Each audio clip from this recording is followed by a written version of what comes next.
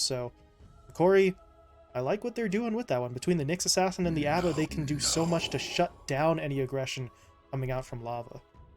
No, and at the same time, of course, you see the Mars, you think of heroes like the Shadow Demon, you think of combos with it. Abaddon doesn't really combo in that same way, but provides the exact same level of save. We're probably going to see this Abaddon running into Colosseums, trying to save his allies whenever he can. And of course, that's your solution for Spear. Nephotic Shield is absolutely perfect there.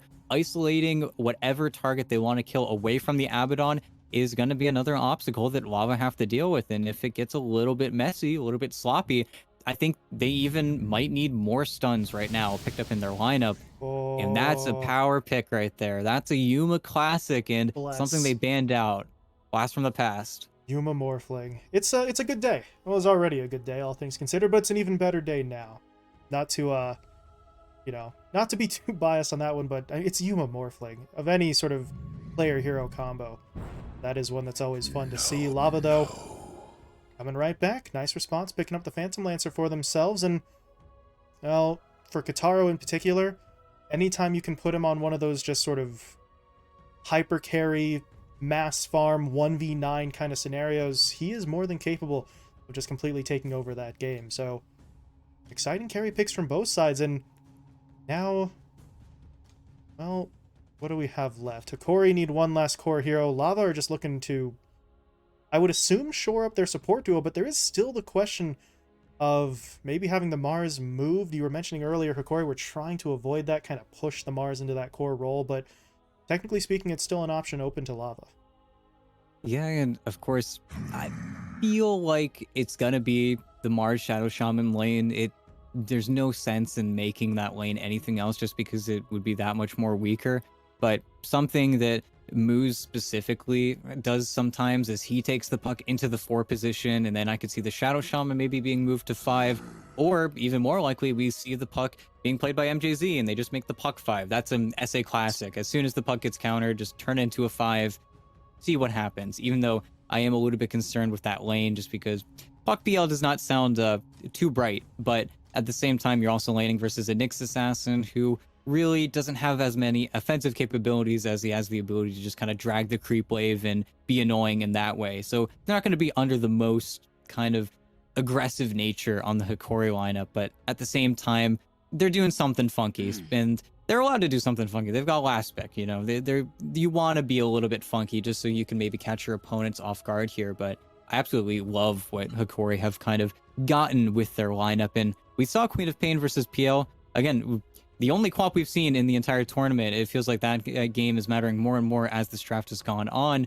Queen of Pain is great versus the PL as the fight goes on, but it feels like for the rest of the lineup, everything is going to be in those first 5 seconds. The first 5 seconds of every single team fight is going to more or less dictate the pace of the game. Because if this PL escapes, if he gets out, if he's able to reset, it is going to be incredibly hard to get the muzzle back on him. Abaddon Nyx, they're fine once you catch your opponents off guard, but as soon as you find their positioning in the fights, they're melee heroes. They are going to run around. They are not going to be able to reset themselves very cleanly. I think that's where Hokori, they need something for Vitaly who might be able to actually chain down this PL, or at least stay on the correct PL, because otherwise, that's when the fight gets messy. That's where your mana starts getting eaten away at, and that's when the fight becomes almost unmanageable for you. Yeah.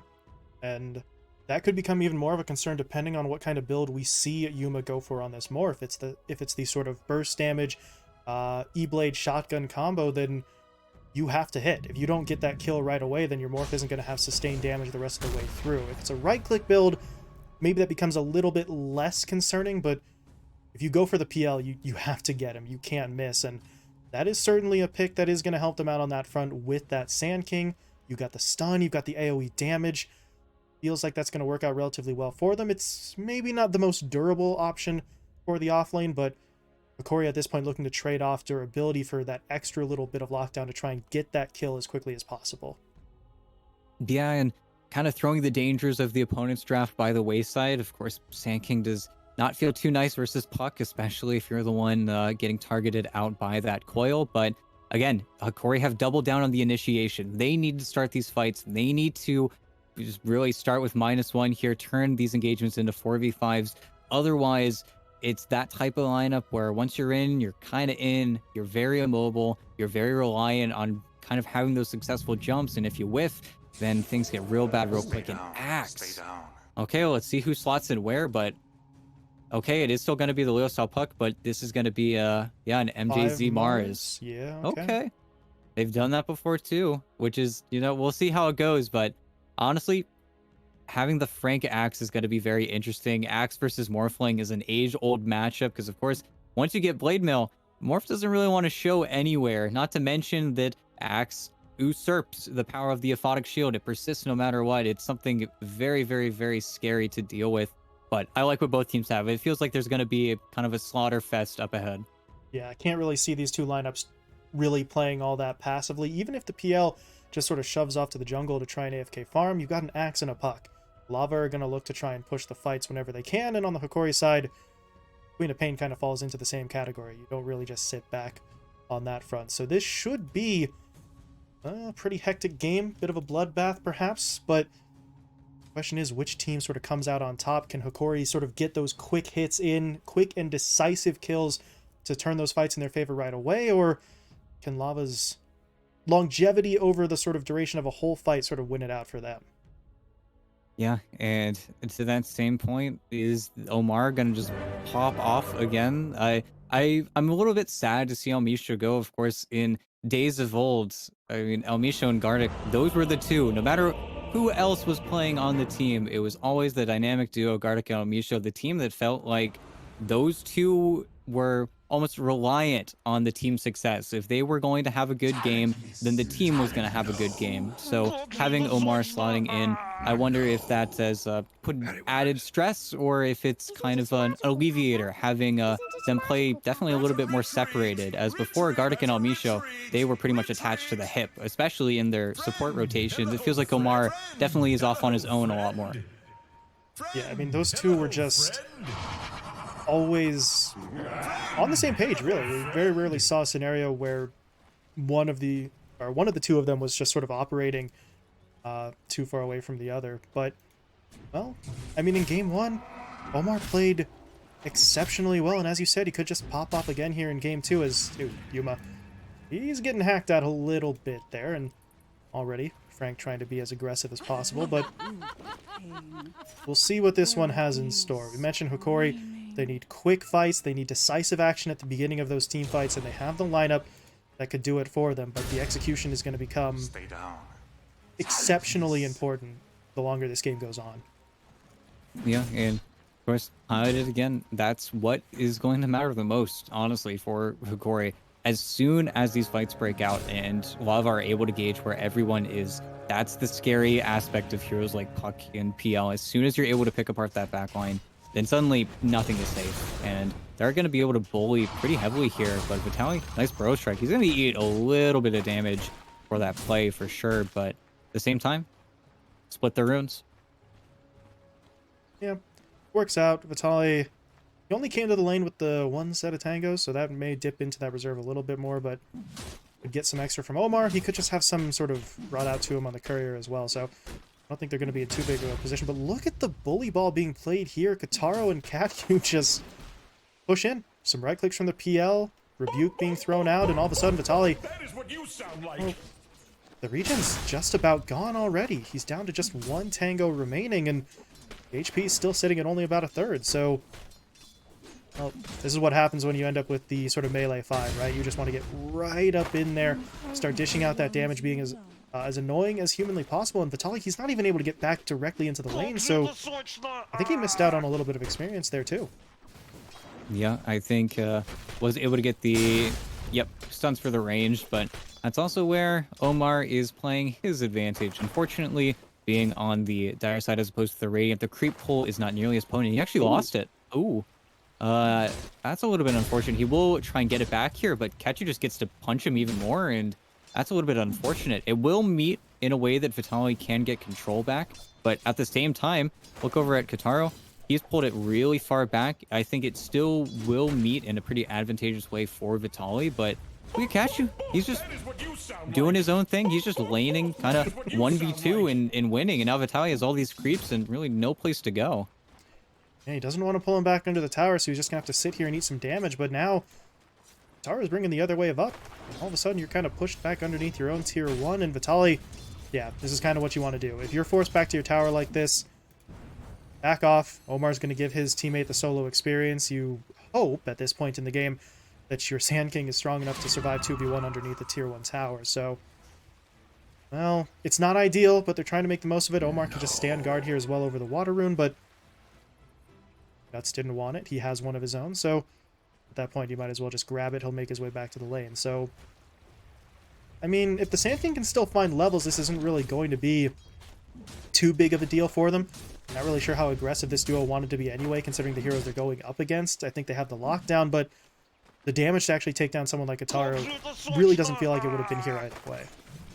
No, not with Katyu having as much regen as he has as well. It's always going to feel like a little bit of a struggle, but now Sentry Battle, and I don't think there is one on the dire side, and got to be careful. He's got a spear. Punished. Oh god.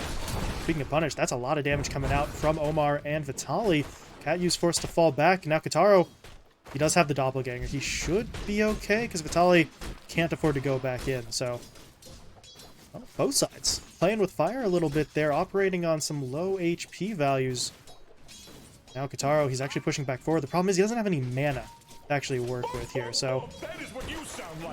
Actually, he may not need mana. Look at that. He's just right-clicking away at the Sand King, not really all that afraid. It's one Burrow Strike. That's all Vitaly has mana for, so the PL knows he's going to be able to survive that, especially if the Nyx isn't there to follow it up. Yeah, gets a nice little triple wave under tower as well, and Kataro misses only one of these, but he's going to have a pretty decent time now, and Katyu has to kind of take a step back as well. Another unfortunate aspect of being one of those kind of strength 5 heroes is the mana is not so hot. Everything is very expensive, so going to have to choose his trades a little bit better, I think, in the future. Not to mention, both level 1 spells, not really the most damage. Got a half pull? Oh, perfect half pull from Katyu. That's very nice. This means it's going to pull back even harder. And Kataro gets to either pull the creep wave into the remnants of the half pull, or just gets to farm it outright. But Sand King is very annoying with the caustic. Oh, not a bad start there for Lava in that bottom lane. And meanwhile, looking up to the top lane, this is going to be interesting. Frank and Kim, they're already trying to sort of put some pressure on. They've burned through a lot of the regen, and by a lot of it, I mean, pretty much all of it. They don't have anything left. Gartic just has a mist coil to really work with, and that's kind of it outside of one Fairy Fire. So this pressure is going to be maybe not constant, but pretty consistent. There's only even 1 point up in the Battle Hunger, and he's still just sort of tossing it out onto Yuma. And if you go forward to try and go for a last hit, look at Kim. He's just sort of playing on that backline, looking to see if an opportunity presents itself, while simultaneously he's been physically blocking this camp, I think 2 or 3 times now, so doesn't have to utilize any ward to sort of block that one out. And Yuma's farm game is, it's not terrible. 18-5, still pretty good for him, but it's behind Frank at the moment. And now look at Kim wrapping all the way around. This would be a big one if they could get it. He's already starting to shift towards strength though, but it's only level 2. They're gonna try and go for this kill, but at this point I don't think they have the damage for it. Even without the support here, Yuma should be okay. Maybe not. He's starting to run out of mana, and they're still chasing. Battle Hunger deployed. Getting into the trees, trying to track him down. Kim's got Shackles up in 2 seconds, but I don't know if they're going to need it. They'll go for it anyway, and they do get the kill. The problem is they're just a second too slow. Elsewhere on the map, Omar was able to track down Katyu.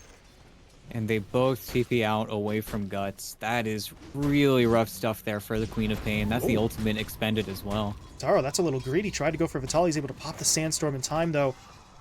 Nifty play to keep himself alive. Or what? I think it really was 1 or 2 seconds away from getting first blood themselves. Instead, they do kind of miss out, but that is still a big kill, right? You take down the Morphling early. Anything you can do to slow that farming rate and early momentum, certainly going to go a long way. As, what do we got here in the river? Gartic, not sure this is where you want to be. Dreamcoil, though, applied to Guts. They want the Queen of Pain instead. They need the Spear stun. They do get it. It's ever so slightly stacked, though, but Guts, he may still die. He manages to jump away with the Blink, however, and, well, that's about a second of extra stun that you wish you could have had if the Shackle and the Spear hadn't been sort of thrown out on top of each other. But they're still going. They get another Spear from the back. Katyu is there for the kill. And, well, persistence pays off. They get that pick off, and now Gardic, he has no mana to work with, no shield to keep himself alive. Lava pick up too. Yeah, and just persistence and I think a little bit of greed coming in from Guts. But what an angle from Catyu, really. That was some crazy stuff, just weeding his way through the dire tree line. Without that, definitely don't get it, but just barely enough damage. You know, if you want this, he didn't know Catyu was there. He certainly knows now, but it's too late. Knowledge won't do him any good. Catyu, the movement has been so stellar for him all of 7 minutes in. He's been able to set up for back-to-back kills, and now Guts. Well, he's here, he can farm, but he TP'd in, kind of hoping he could get the snipe out onto the PL. Obviously, that didn't happen. He tried a second time. That one won't connect either. Ooh, maybe it's rough. Catyu? Yeah, Catyu got clipped by the ward. There it is. I think he should be going down. They'll get something. No, they won't. My God. Oh my goodness. That was... Are you serious, man? Those moves. Double digits. Sets up the kill mid, sets up the kill bot, denies himself to the neutral afterwards. He's just styling on Hokori right now. A creep with 30 damage. That is just perfect. I don't know. He had the range drop, of course, so there was no easy kill confirmed from the Scream of Pain, but that's just ridiculous. And now, okay, they get, again, Vitaly in mid. He just goes to the empty lane, and maybe Leo style goes down here. Sonic Wave set it up. They need a little bit more, though. Blinks up. Oh, they got Needs it. the right angle. No Try and wait out the orb. He didn't jump to it. Okay, Omar. Omar's not going to let that one get away from him. He takes the other angle, and Leo Style really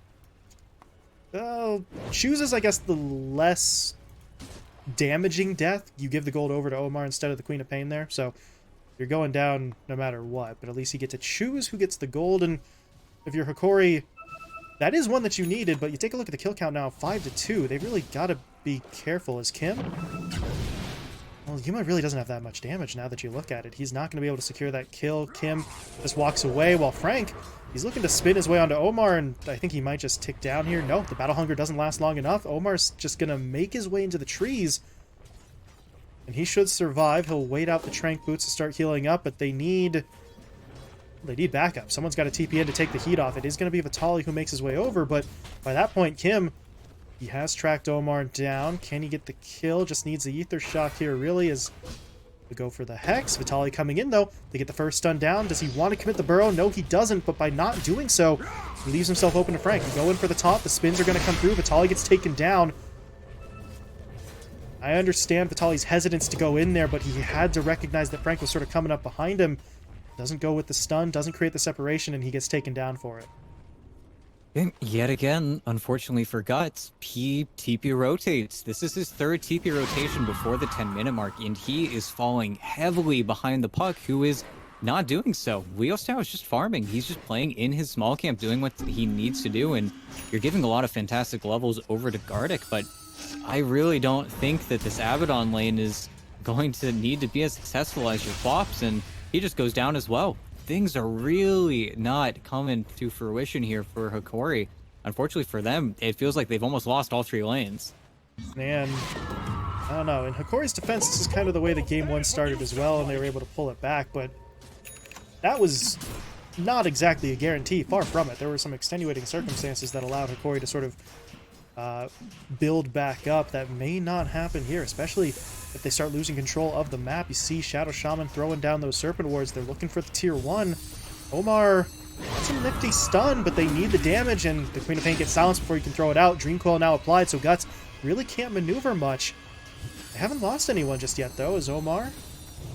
Okay, no threat from the orb. Leo Style won't bounce to it, but they're still looking for the tower, so overall, the defense from Hokori not over yet. Yeah, and because Frank killed the tower top, it is a little bit rough. Ooh, insta-pop on the Abaddon's ulti. But tower will barely go into the deny range, but at the same time, they are not going to deny it. They do not want to be forced to do it, as well as their opponents really needing to back off here. Leo Style can stick around. He's got the regen rune, but everyone else needs to be a little bit cautious. And did they walk a little too far away?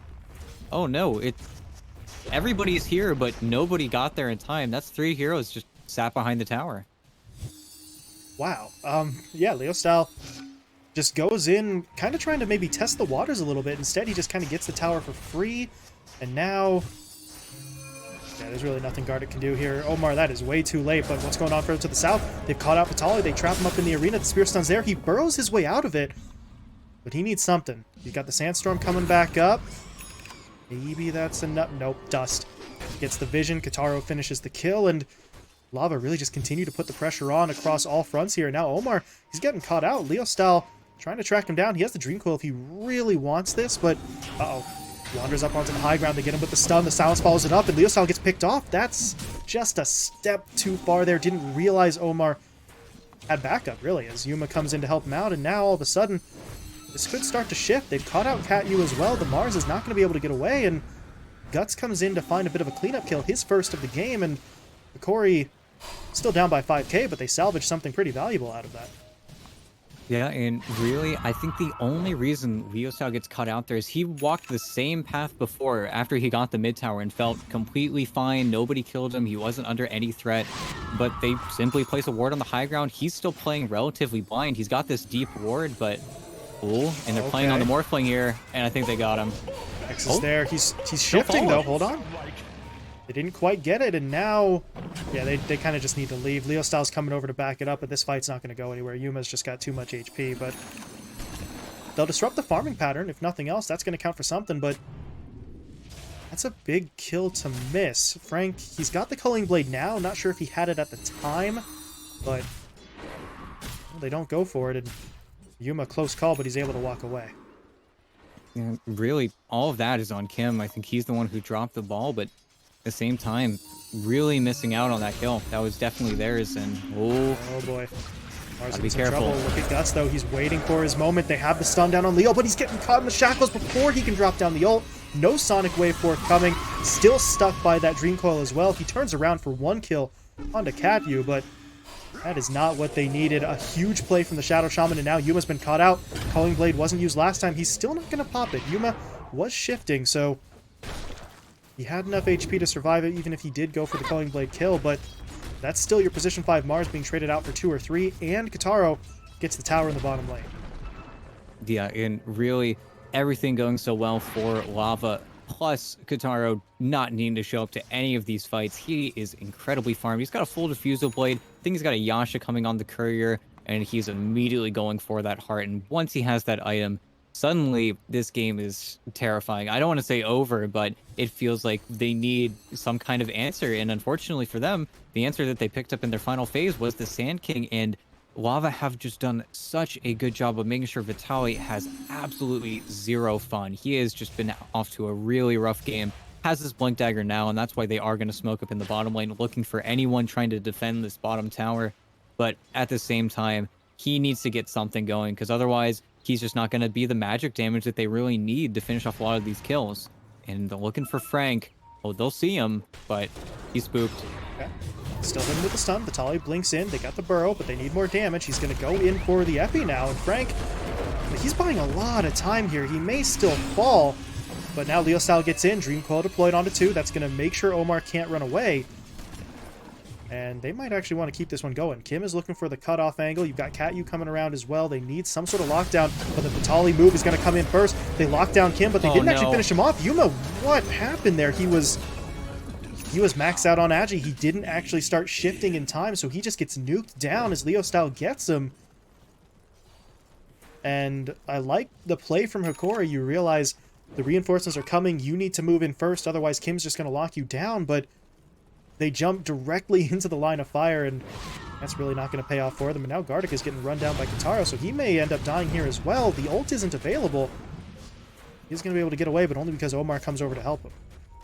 Man, I think Yuma only goes down there because he felt like he needed the damage for the adaptive strike. He wanted a spell that actually did something, and in doing so, just gets clipped by that spear. It was a spear not even intended for him. I don't even think Cat-Yu knew that the morph was there. He was definitely trying to stun the Sand King, but it works out in such a fortunate way for Lava. And again, zero involvement from Kataro, who is now just being force-fed a kill here almost onto Vitali. You have Dust? Nope, no vision, but at the same time, it's still just the bully Vitali game. There's just no kind of light for him at the end of the tunnel. Yeah. 0-5 here, and That Blink Dagger, we were sort of hyping it up a little bit. It's certainly useful, but it hasn't been enough as Gardic gets picked off. Leo Style with another one. This Puck really just sort of carrying a lot of that load for Lava, making these plays, getting the initiations that, honestly, Leo Style wasn't able to hit the last time around in that Game 1 loss. So they really have sort of flipped the script a little bit. They are putting Hokori on the back foot, and this is not a lineup that you want to be playing from behind against. This PL just continues to build up. Went for the Hood of Defiance now, so we talked about them needing quick and decisive action, early kills to take these fights, and I'm not sure how you're going to get that onto a PL that has this added durability. No, and you look at him, he's doubling over almost everyone in net worth right now on the Hokori side, and it's that type of lead that even if you do find that initial engagement, will the lead he's already amassed, I mean, 10k at 17 minutes is already ridiculous, but okay, nice double stun. Two-man stun, they take down Katyu as quickly as they can. The Epicenter's going out here as well, Kim dropping low, and his lockdown was only used onto the Abba, so this does open up an opportunity. Yuma trying to get onto that backline, not able to find the kill. Guts, meanwhile, did deploy the ult, but they need to pick a target at this point. Go in onto somebody. They will take Kim down. But Vitali continues to be bullied. Leo Style and Kataro are able to isolate him, and that's going to bring an end to the fight. Hokori at least come away with some kills there, but this may not be over. Frank, he's got the blink.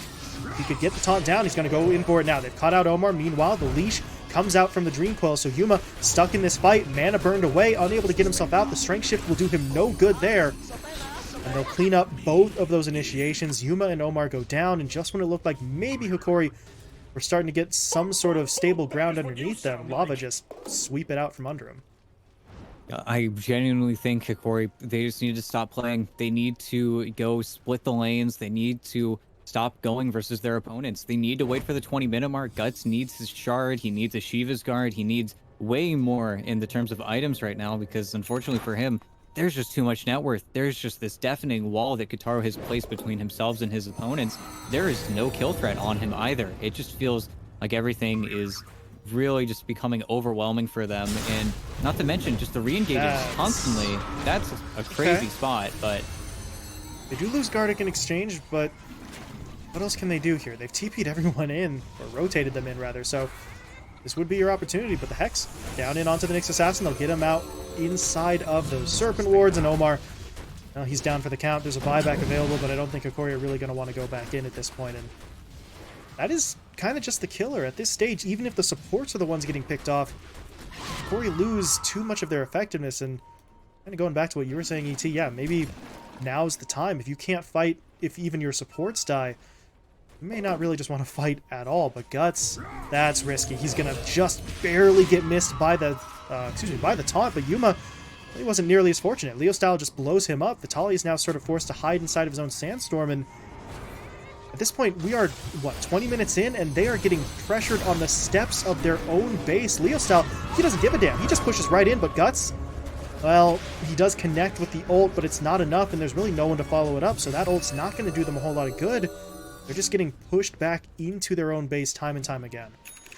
Yep, and almost gonna have this Reaver. I'm looking for Kataro's courier. I think it's just a Reaver as of right now, but that's 2100 HP of a PL that really none of your spells come even close.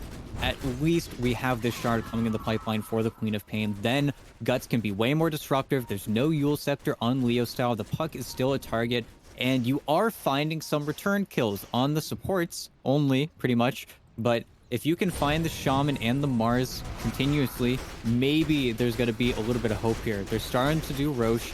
If PL gets an Aegis, so be it. He wasn't dying in the first place, but they really need to take a step back and farm some of these items. Not to mention Yuma, who has been showing up to every single engagement. He has not gone for the split and give up his towers type of playstyle. He needs his shotgun yesterday. He needed this item so much longer ago. It just feels like they are still in a little bit of a tight corner, but at the very least, they should be able to finish off a few of these items. And if you're Lava, you have now a vested interest in continuing to try and force those fights, because if Yuma's going to show up to the engagement and sacrifice his farming ability to be in there for a fight that, let's be honest, most of the time Hokori are kind of losing anyway, you want that as Lava. You want to keep baiting him in. So they're going to continue looking to push. They'll take more control of the map. If Hokori come to fight them, great. They're still in an advantageous position, although Frank TP's forward, and they actually just backed themselves away, but Yuma, he still got caught. Dream Coil is onto him. He's going to be forced to shift already. He needs to get away, though, before any reinforcements come, because Frank is looking for the angle, trying to get the taunt. And Yuma, can he get himself out? Yes, he can. He's able to jump away, but that's only because Gardic sort of steps in there and bites the bullet, but Gardic may actually get out himself. He just TPs himself home, and Hokori get away with no casualties. Well, no casualties yet. Hold on. Omar. Okay, he's not going back in. Yeah, it's incredibly close. At least there's no scan. Otherwise, Omar... Oh, sentry. Well, there is one way to go down. But they do just get kind of ran out there, and the heart completed, I believe, is going to be in Kataro's hands very soon here. Just keep on going for the farm as long as you can. Guts is even trying to be a little bit annoying here, sniping couriers, sitting behind, cutting waves. But he has his shard as well, so some things are looking up, but they are still kind of getting ran out of their entire jungle. I think Leostar might get a soul kill here. And a taunt. Yuma, no! It's only 3 creeps, but it's enough. They need something else. He was on Max Agi. He gets punished for it. Kim gets taken down in exchange, but now the spear is onto Guts. They're going to try to lock him down. He's able to blink himself out of there. But now Vitaly, yeah, he's just stuck on the back line. He is in some serious trouble. Gardic is taken down. Vitaly will die as well. Guts, what are you doing? Trying to go on the back, but he missed!